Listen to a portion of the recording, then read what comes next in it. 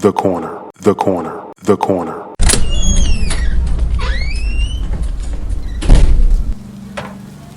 Hey, welcome. Come on into Cousin Ed's Corner. This podcast is where you'll find real, authentic conversation, organic conversation, unscripted, unfiltered conversation, like you're home with your cousin. It's all about life. It's about finance. It's about spirituality. It's about love and everything in between. I'm your host, Cousin Ed. I'm excited to bring you along on this journey.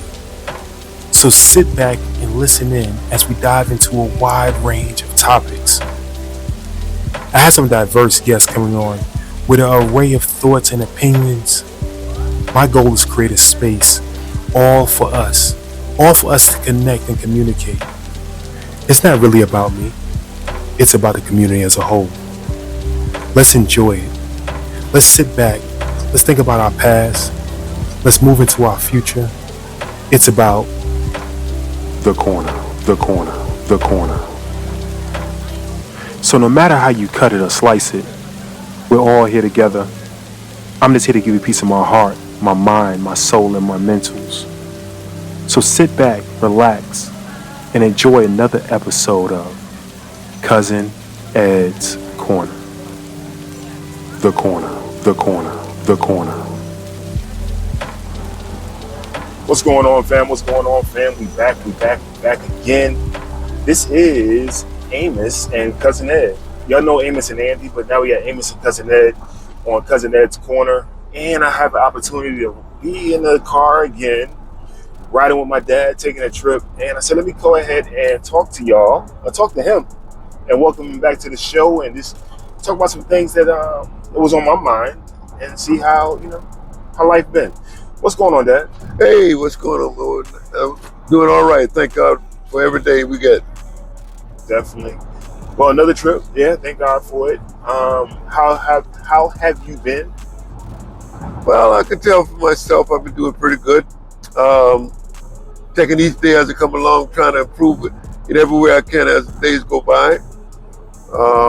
With my physical condition and my mental condition, trying to keep in pace with everything that I do. Excellent. So you just gave me an alley-oop. You gave me a head start to what I normally like to talk about, or I wanted to talk about today. I see a lot of these videos online. People are stopping people in the street, asking them how did they make it where they're at. And I see these books, you want to capture history. One thing I wanted to talk to you about today was, if you could go back to your, let's say, 30s. I'm going to say 30s, not 20s, right? 30s. What are some things that you wish you have known that you would change today? Oh, basically, I want to know, what advice would you give your younger self in your 30s? First thing I would do is learn how to invest better than I did.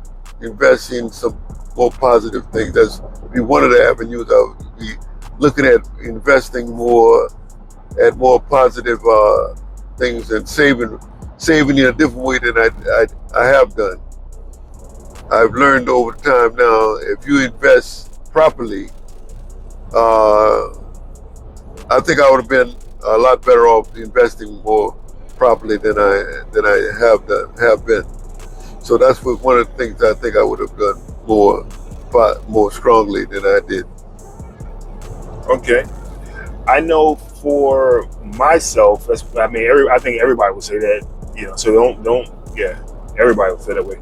But one thing I want to say for myself, if I had known earlier, I'm outside of my 30s now, but if I had known earlier, I probably would have went to the Air Force or gone to the National Guard right before my 30s, after I had already graduated, after I had some years.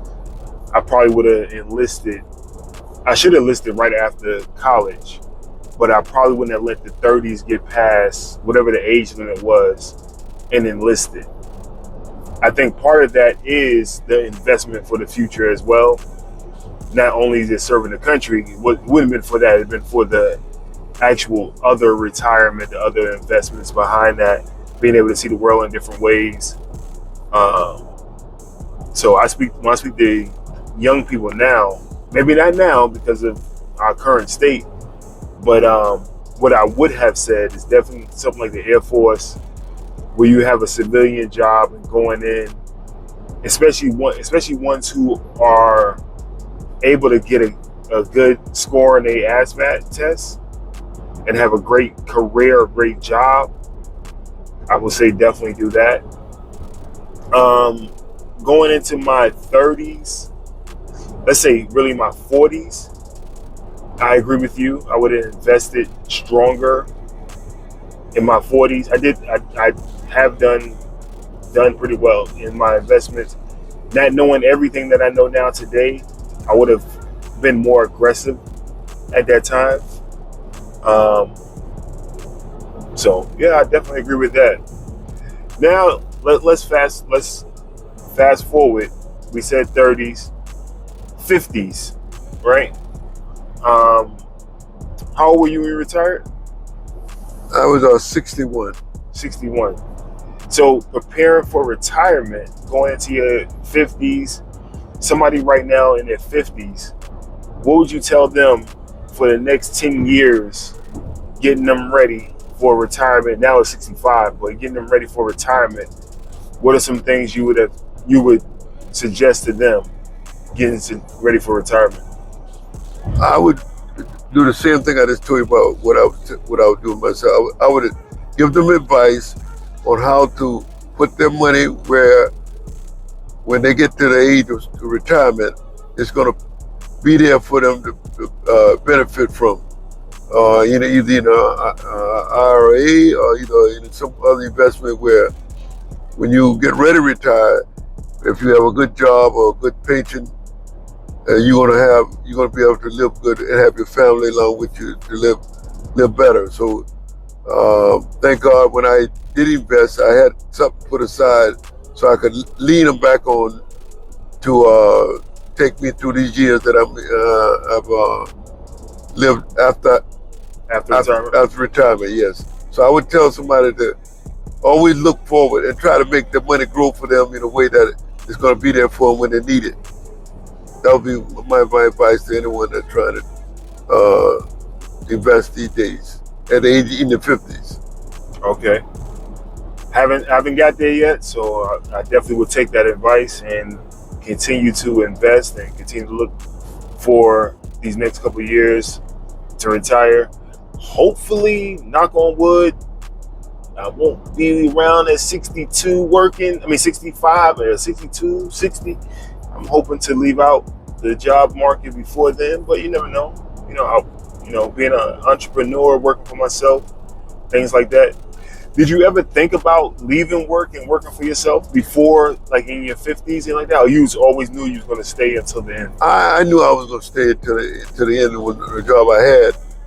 I was always in the mindset of doing what I was doing as my career and having a side hustle, a side job that always would be bringing in extra money for investments or to make life easier. Mm-hmm. I believe in the side hustle, or either going to some kind of school. Like I know, if with me and you, I always told you, always have something you can lean back on, or get a what do you call that thing? A career like working with appliances, or working in have some kind of skill that you can work back on. You can always go out and make money. And I always tell you about being a barber. The reason I would tell you about being a barber is because everybody got a head and they're gonna need something done to it. And I had a barber back in my younger days, and that's what he believed in. Everybody needs a haircut or something done with their head, and you can always go from there to lead to other things. So I always stick to that. They don't have to be a barber, but something that will lead you to something else. A trade will be the one. Now, I do have a question for you, and I don't remember when you started doing this, but one thing I do currently haven't done, is starting to travel outside of the, I travel outside of the country, but you've taken some nice trips outside of the Americas. Let's say that much. Outside of the Americas. I've been a little bit outside of America, but nevertheless, you've taken some real nice trips. Would you have started earlier taking nicer trips? Yes, I would have. When I hear about some of the trips that, who's this guy? When I hear about some of the things that other people do now these days, I would have taken quite a few other trips to different places in the world, like say Spain, or either to Ireland or some other location like that. So I would have definitely did a lot of different things. So there's a lot of other spots I would have went to that I wished I had already done. So that would be some more things that I would have put on my the to-do list that I didn't do. Got you. What was one of the places that you have gone that you love the most? I would say South Africa. South Africa was my most experiencing trip, exciting, and I learned more from that trip about life than I thought I was going to get from it, and how I got to go there, and what I did when I did, what I seen and what I did do when I got there. It will always be a part of just life in general. And I tell anybody, go to South Africa, and not only South Africa, go to Africa. But I just know about South Africa. And the time I went, it was a real turning point in life. And somebody want to really make a beautiful part of their life, that's one trip I would tell them to take. Tell us one thing about that South Africa trip that you truly remember or cherish. Here's what the biggest thing about my South Africa trip. It was a time when I think Jimmy Carter or either Nelson Mandela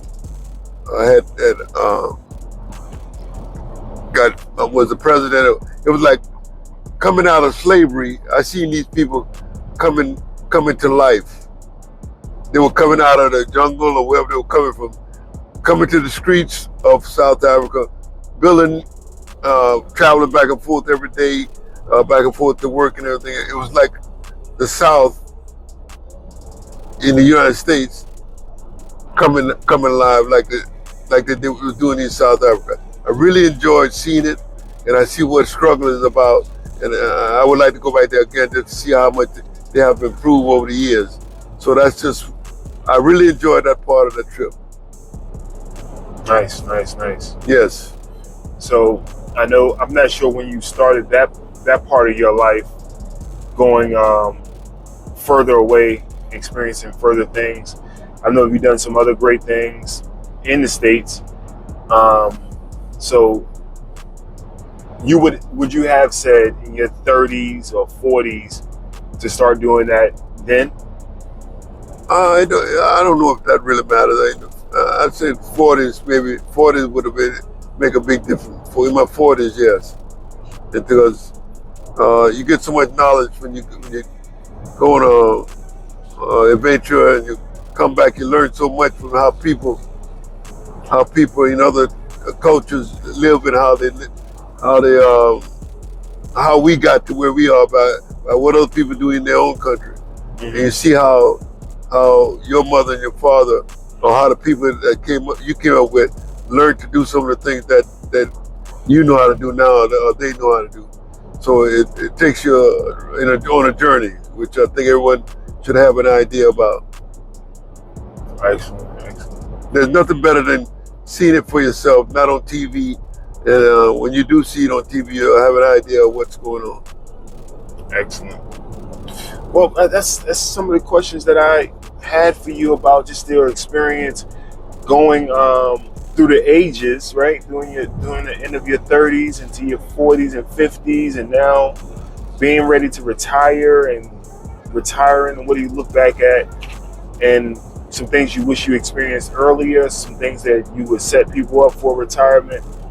Any last closing words for everyone out there? Yeah, listen, we were on a trip coming back from my hometown, which we was reunited with some of our family that came up when I was I was coming out of the army, whatever, and I was introduced to some of my family members that was kids at the time. Now they're adults and they're going on with their life, and it's good to see how their life has progressed from the time that I knew them. It just show you how life can change and how good things have been to some people. So it was good to be there today, and I enjoyed every person that I came in contact with. And then, as a matter of fact, some people told me I have touched their life in some ways over the time in their life. So that makes a positive move in my life. So that's a good thing. All right, family. I just want, like I said, this some time with Amos and Cousin Ed. If you have any questions, please feel free to reach out. Tell us what some places you've traveled, some things you've done in your 30s and 40s that have set you up for now. Maybe some of you are approaching retirement age. Some of you are maybe already retired. What advice would you give somebody that is younger, somebody who's going through it currently? Definitely reach out, 762-333-2032. That's 762-333-2032. Be sure to like, follow, and share. Hit the button right now. I'm telling you right now, hit the button. Like, follow, and share. All the buttons you can see on your screen, hit the button right now. And tell a friend. Tell a friend to tell a friend. I love you. I love you. I love you. There's nothing you can do about it. Have a great one. Peace. Actually, we love you. Yes. We love you. Yes, indeed. Thank you for listening to Cousin